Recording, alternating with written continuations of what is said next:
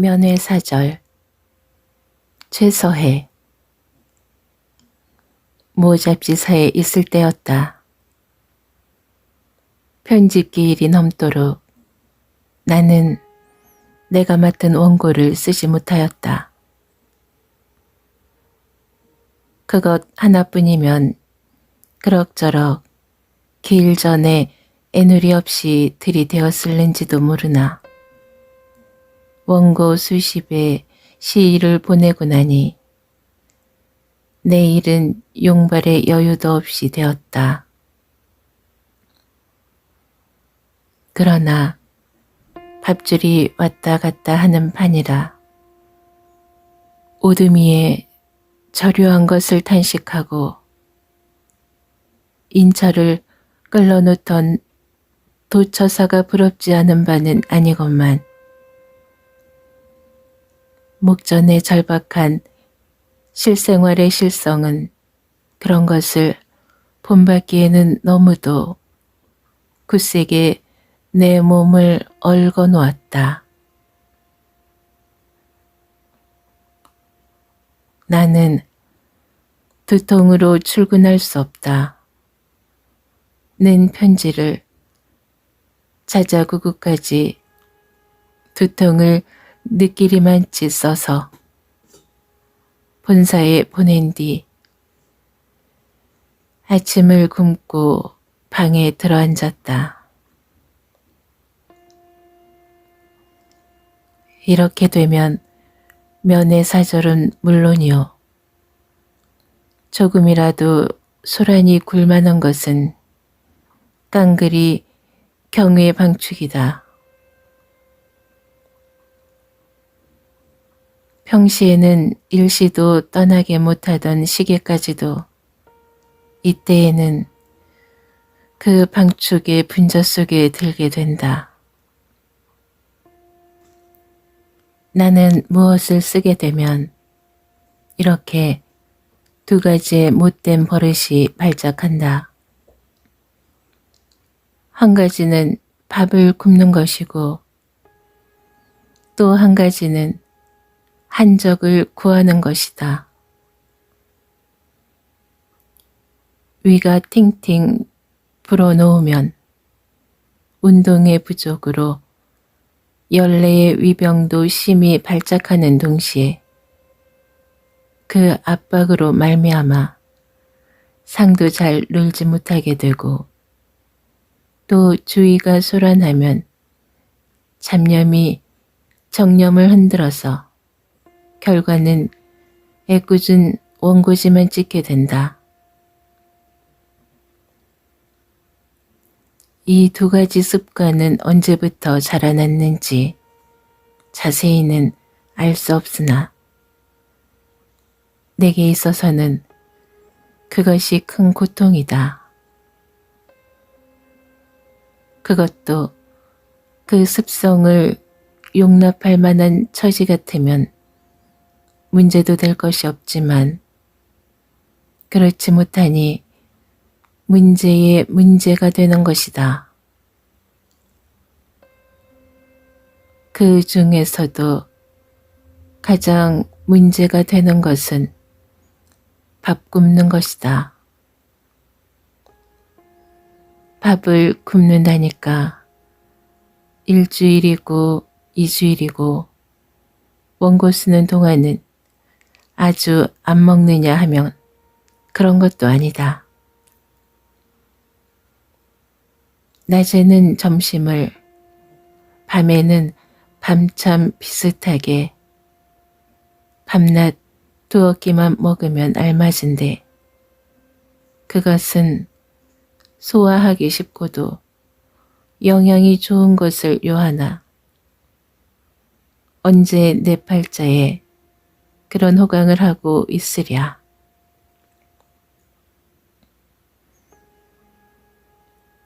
조우나 구주나 밥인데 아침 저녁은 굶고 점심만을 평시에 반분쯤 먹는 것이 상례이다.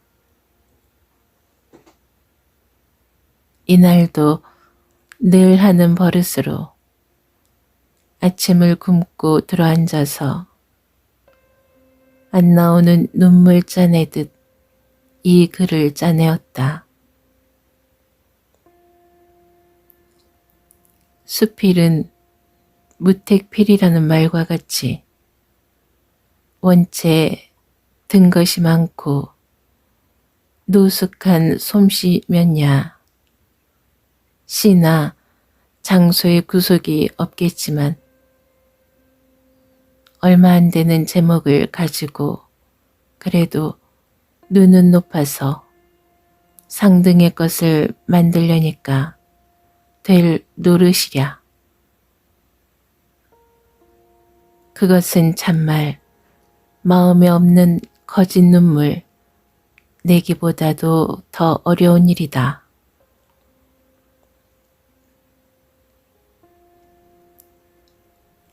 그 두 어간에 들어서 애꿎은 곤욕을 받게 되는 것은 원고지와 펜과 잉크이다. 이런 것 저런 것을 생각하면 한심한 일이다. 어찌하여 빈 항아리를 긁기 전에 항아리를 채울 공부부터 하지 않는가? 어찌하여 그렇게 없는 것을 박박 긁어가면서 가면서까지라도 쓰지 아니치 못하는가? 생각하면 누가 그것을 한심치 않게 생각할 수 있을까?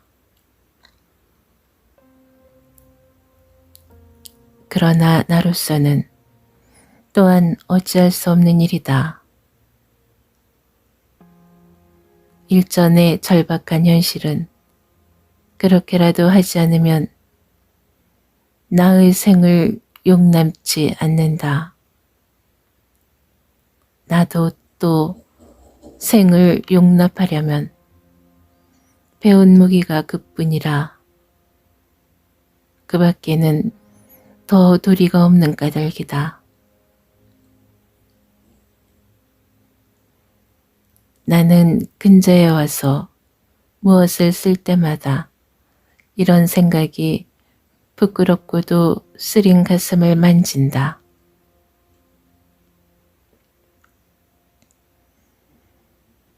노릇들인 몽둥이를 3년간이나 우려먹는다는 속담이 있다. 그 모양으로 같은 재질을 가지고 천편일률적으로 써먹는 것을 생각하면 부끄럽기가 그지없고 그럴 줄 알면서도 그렇지 아니치 못할 환경에서 방황하게 되는 것을 생각하면 가슴이 저리었다. 이날도 처음부터 이런 생각에 공연히 뒤숭숭하는 마음을 겨우 진압하면서 한 줄 두 줄 끄적거렸다.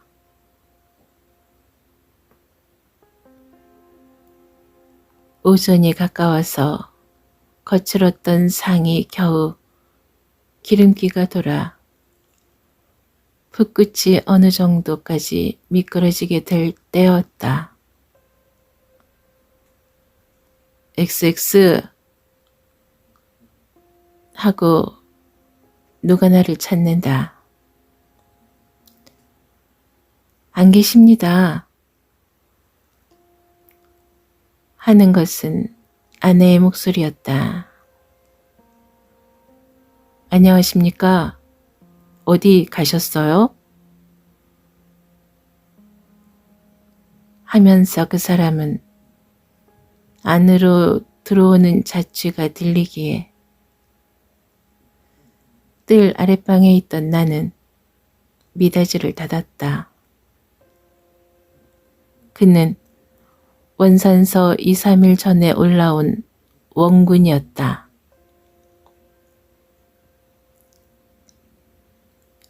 고향 친구인데 어제 본사에서 그를 만나 오늘 정오에 우리 사무실에서 다시 만나자고 약속하였던 것을 나는 언뜻 생각하고 그만 미닫이를 열려다가 아내가 없다고 대답한 것을 생각하고 주춤하였다.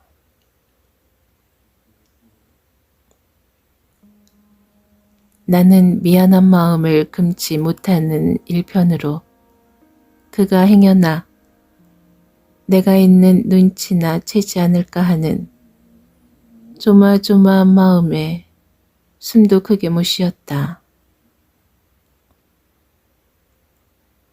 원고는 물론 쓰지 못하였다. 그는 더운지 부채질을 하면서 닫아놓은 미닫이 앞 툇마루에 앉는다. 나는 마음이 뭉클하면서 얼굴에 모닥불을 끼얹는 것 같았다. 숫째 창을 열고 전후 이야기를 하여 버릴까 하였으나 그를 대할 때에 무안할 것을 생각하니 그럴 용기가 나지 않았다.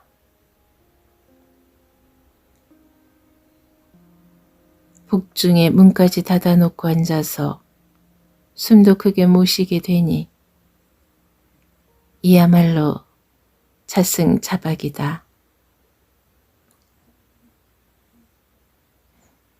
나는 혼자 분개도 하고 그 친구를 원망도 하였으나 그것도 내 혼자 곱는 노릇이었다.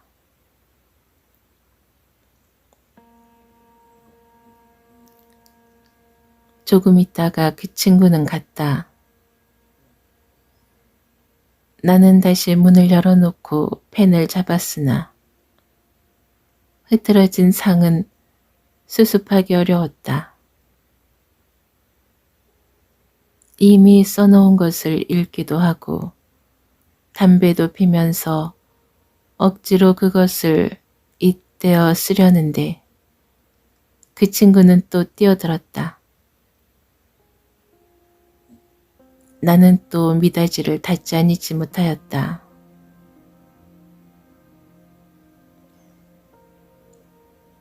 본사에다가 또 전화 걸었더니 오늘은 몸이 아파서 집에 들어 누웠다고 그럽디다. 그래, 집에도 없다고 하였더니 그러면 어디 갔을까요? 사무실에서도 의심스럽게 대답하던데요. 도망했나 봅니다. 하하, 저녁에 또 오지요.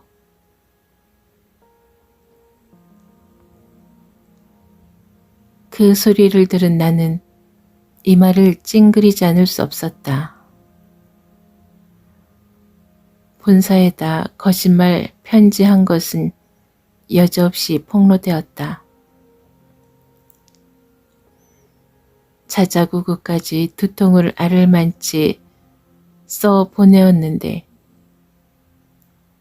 그 친구는 내가 집에 없다고 전화를 걸었으니 그처럼 열심으로 찾아준 것은 고마우나 그 때문에 거짓말이 폭로된 것을 생각하면 참말 두통거리다. 내일 본사에 가서 뭐라고 하노? 하면 이건 거짓말 두통이 참말 두통이 되었다. 그렇거든 원고나 끝이 났으면 그 때문이라고 호언장담이라도 하겠는데 그것도 인제는 글렀다. 이것저것 못하고 땀만 흘리고 들어앉아서 하루 해를 다 보낸 것을 생각하니 가슴속에서 슬그머니 화가 치밀었다. 나는 그만 쓰던 원고를 찍찍 찢어서 버리고 취운정으로 올라갔다. 맑은 하늘, 흰 구름, 푸른 그늘, 서늘한 송풍. 이런 것도 자유로 못 찾고 더운 방에 들어앉아서 애쓰는 내 그림자를 생각하니 가긍스러웠다.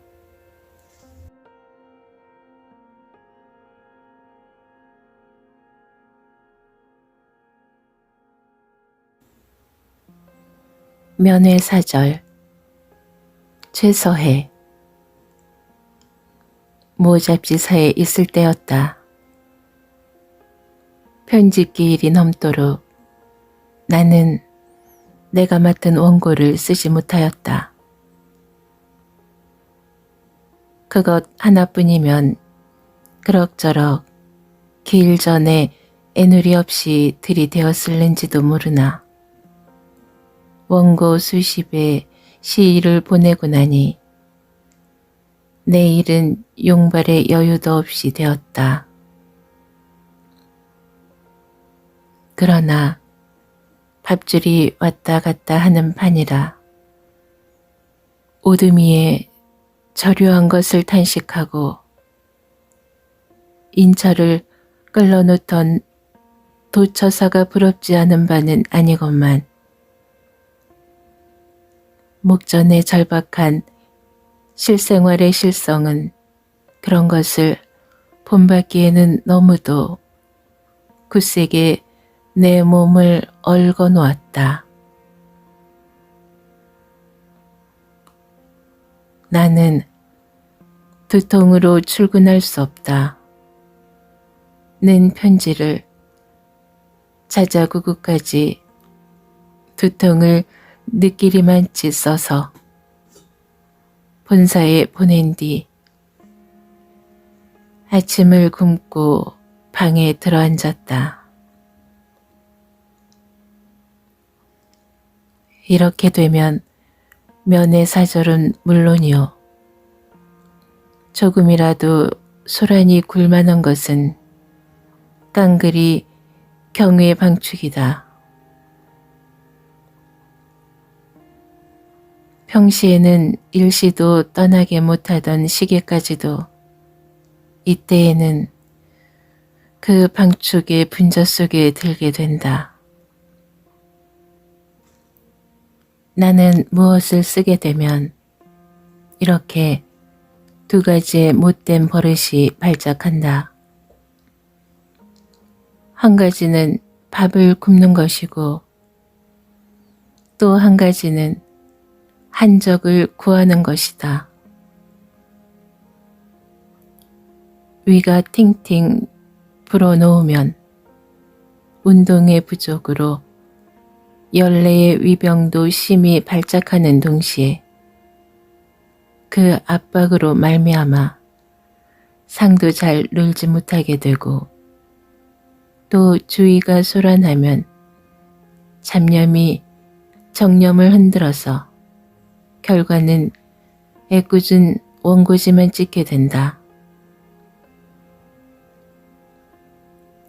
이 두 가지 습관은 언제부터 자라났는지 자세히는 알 수 없으나 내게 있어서는 그것이 큰 고통이다. 그것도 그 습성을 용납할 만한 처지 같으면 문제도 될 것이 없지만 그렇지 못하니 문제의 문제가 되는 것이다. 그 중에서도 가장 문제가 되는 것은 밥 굶는 것이다. 밥을 굶는다니까 일주일이고 이주일이고 원고 쓰는 동안은 아주 안 먹느냐 하면 그런 것도 아니다.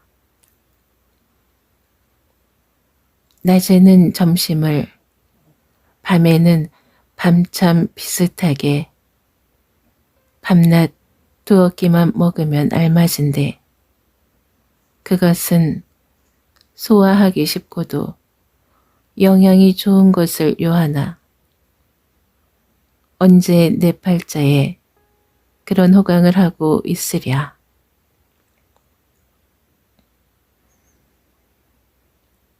조우나 구주나 밥인데 아침 저녁은 굶고 점심만을 평시에 반분쯤 먹는 것이 상례이다. 이날도 늘 하는 버릇으로 아침을 굶고 들어앉아서 안 나오는 눈물 짜내듯 이 글을 짜내었다. 수필은 무택필이라는 말과 같이 원체 든 것이 많고 노숙한 솜씨면야 시나 장소의 구속이 없겠지만 얼마 안 되는 제목을 가지고 그래도 눈은 높아서 상등의 것을 만들려니까 될 노릇이랴. 그것은 참말 마음에 없는 거짓 눈물 내기보다도 더 어려운 일이다.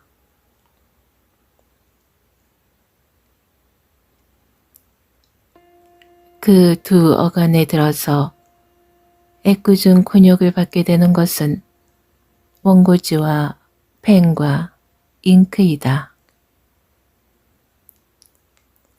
이런 것 저런 것을 생각하면 한심한 일이다.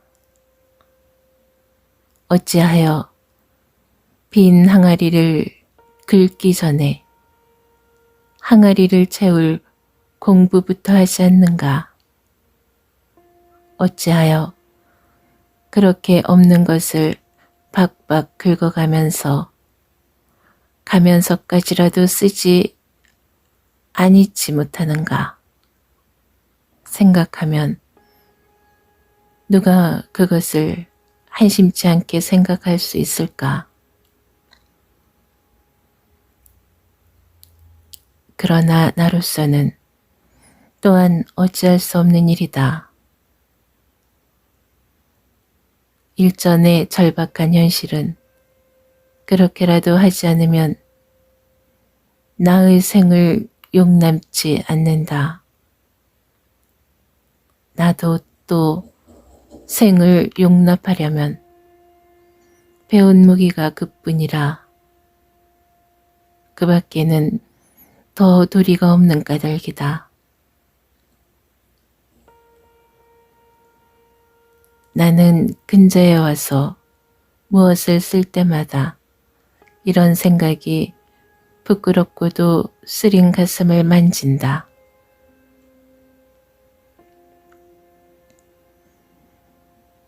노릇 때린 몽둥이를 3년간이나 우려먹는다는 속담이 있다.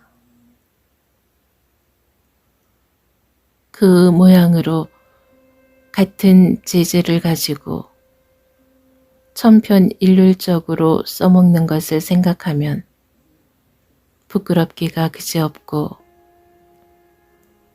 그럴 줄 알면서도 그렇지 아니치 못할 환경에서 방황하게 되는 것을 생각하면 가슴이 저리었다. 이날도 처음부터 이런 생각에 공연히 뒤숭숭하는 마음을 겨우 진압하면서 한 줄 두 줄 끄적거렸다.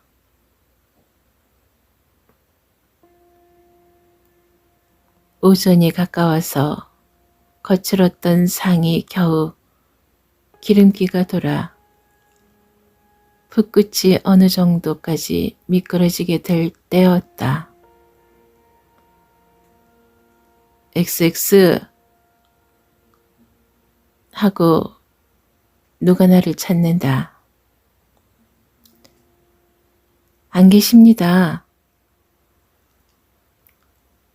하는 것은 아내의 목소리였다. 안녕하십니까? 어디 가셨어요? 하면서 그 사람은 안으로 들어오는 자취가 들리기에 뜰 아랫방에 있던 나는 미닫이를 닫았다. 그는 원산서 2, 3일 전에 올라온 원군이었다.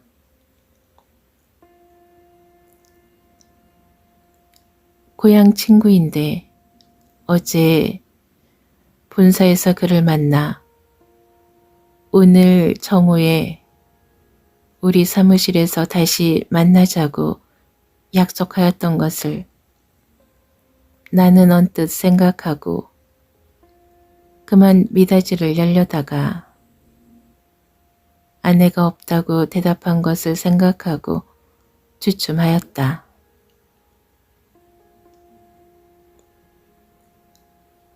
나는 미안한 마음을 금치 못하는 일편으로 그가 행여나 내가 있는 눈치나 채지 않을까 하는 조마조마한 마음에 숨도 크게 못 쉬었다.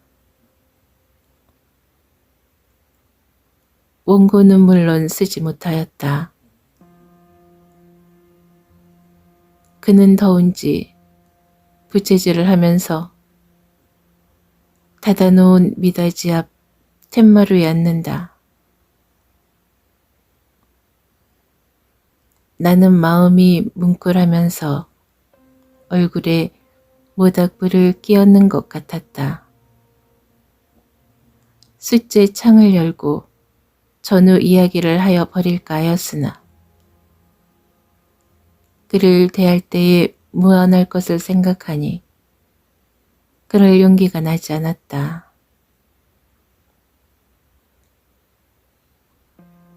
복중에 문까지 닫아놓고 앉아서 숨도 크게 못 쉬게 되니 이야말로 자승자박이다. 나는 혼자 분개도 하고 그 친구를 원망도 하였으나 그것도 내 혼자 곱는 노릇이었다.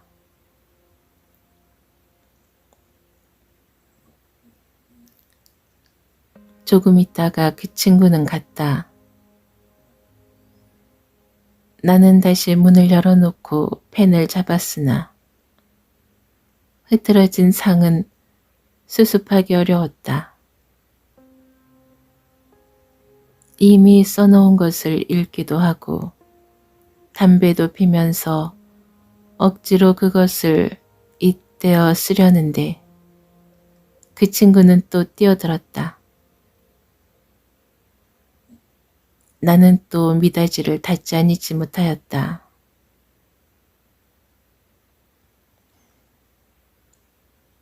본사에다가 또 전화 걸었더니 오늘은 몸이 아파서 집에 들어 누웠다고 그럽디다. 그래, 집에도 없다고 하였더니 그러면 어디 갔을까요? 사무실에서도 의심스럽게 대답하던데요. 도망했나 봅니다. 하하, 저녁에 또 오지요.